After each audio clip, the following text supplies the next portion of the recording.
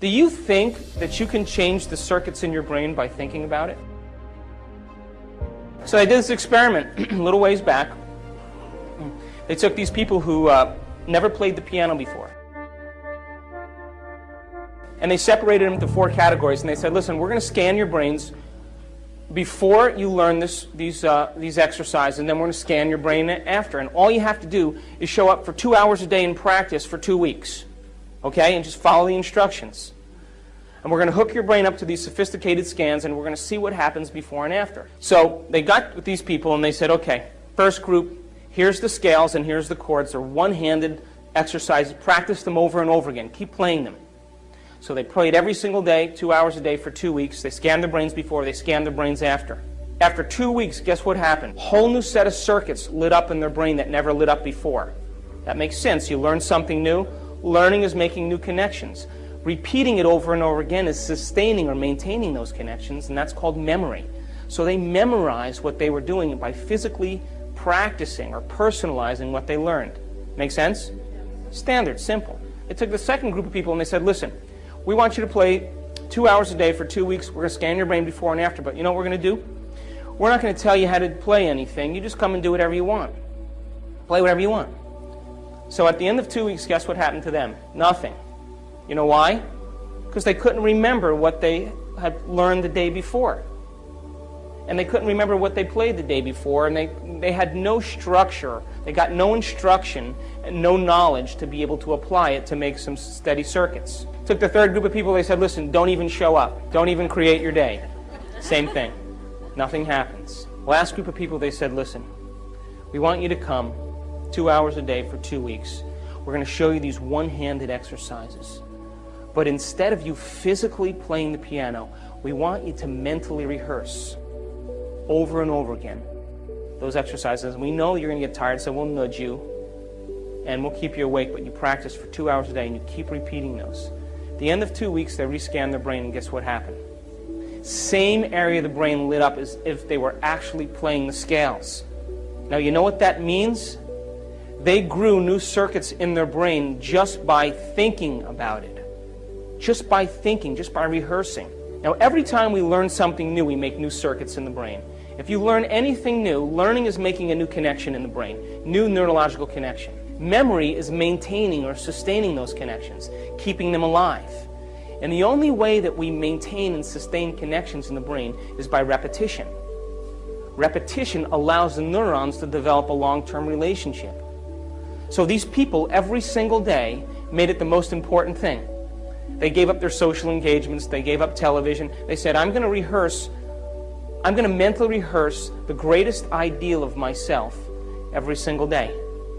And as long as I keep doing it every day, what's going to happen to those circuits? They're going to light up and become the more sustainable circuits to act as a platform of who they will become in the future. During this process of rehearsal, while they were sitting down rehearsing who they were going to be, just like the piano players, rehearsing over and over again, they had long moments where they lost track of time and space. In other words, they became so involved with what they were doing that when they opened their eyes or they lifted up their eye masks or when they turned the lights on in the room, it was 2 hours later and it only seemed like 5 minutes. They were so involved with what they were doing that they lost the feedback of the body, they lost the feedback from the environment, and they lost track of time. And the moment that that happens, geniuses, that's the moment we walk through the door to the quantum field. And that is the moment, by the way, according to neuroscience, that we repattern and rewire the brain. And by the way, guess what part of the brain is the most active when we do that? Frontal lobe, because isn't it true that we're making thought more real than anything else in that moment? And because the frontal lobe is the orchestra leader, it has its connections to the rest of the brain. And what it does is it quiets down the association centers, the thinking centers. It quiets down the motor centers. You don't want to move, you get still. It quiets down the emotional centers. And the only thing that's real is the thought. And when we capture that thought in the frontal lobe, when the frontal lobe captures it, as we hold that thought there, what happens is the rest of the neurons in the brain will pattern and make circuits to capture that thought and reflect it as a footprint of whatever we're focusing on. And when we make new circuits in our brain, by the way, Do you think that we'll perceive things that maybe already existed but we never really saw? Do you think that's possible? Do you think that the person who lives practicing being a victim every day gets good at it? Turn that on automatically? Is it natural and second nature? And how will they perceive their world based on how they're wired? So if you made new circuits in your brain, do you think you may process or see things in your reality different because now you're wired to see them? Do you accept that? Yeah. So if I put up a picture of a Monet on the screen up here, and I said to you, isn't that a beautiful picture of what Monet painted? You guys would all say, oh yeah, that's beautiful. And then I took the picture down and I said, did you guys know anything about Monet? Do you know that he spent 44 years of his life teaching himself how to see things differently? And he thought that every person was too busy to stop and pay attention to light. And he loved light. He loved the light first thing in the morning, and he loved the light at sunset, at the twilight hour. And he said that the golden light of the twilight hour and the brightness and the opalescent light in the morning actually colored reality. And that he said, if I can capture this in my paintings and make things bright enough and capture light, maybe people will stop and look and see what they never pay attention to. And then he said, you know, the wisteria and the bridge are one and the same.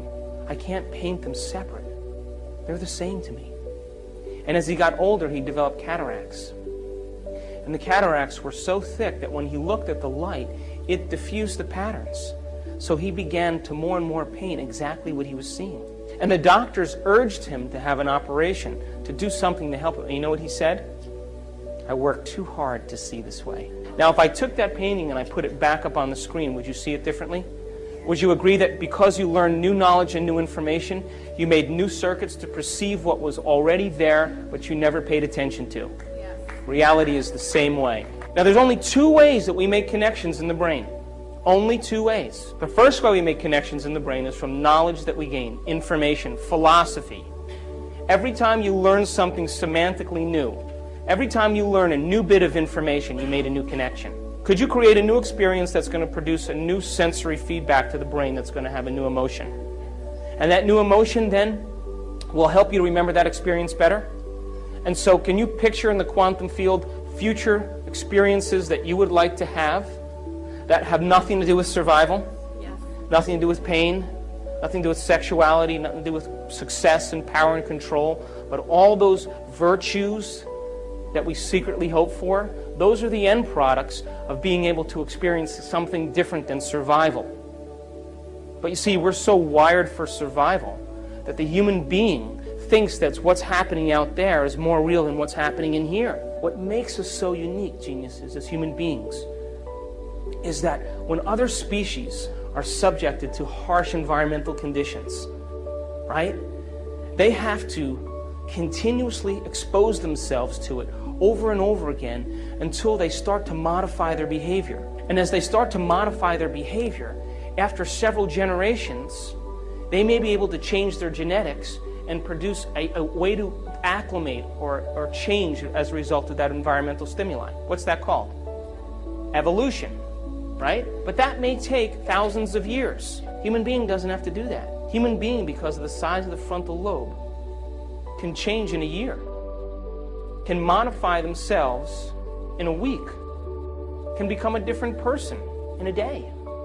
We can evolve ourselves and become somebody else and not have to go through the long continuum of trial and error. Why not fall in love with an abstraction, something that you haven't experienced yet? But if you can put all of your mind into that abstraction, don't you think that that abstraction will be your future? Don't you think that's possible? And don't you think you'll wire your brain to be exactly what your future dictates? You see, we can't get anything in our life that we're not first wired for. You can't be wealthy unless you're wired for wealth. So once we're wired for it, implicitly wired, non-declaratively wired, when we've wired it so much that we don't have to think about it anymore, that's the moment we are it. And that's the moment it takes no effort to have the side effect of who we are as a mind show up in our life. I have a friend who's a millionaire. I went to lunch with him. He said, today I lost everything that I owned. Pass the ketchup. And I looked at him and I pushed the ketchup over there, and he's talking to me, and I said, Jerry, aren't you upset? He said, what do you mean? I said, well, you lost everything, you owned. He said, what?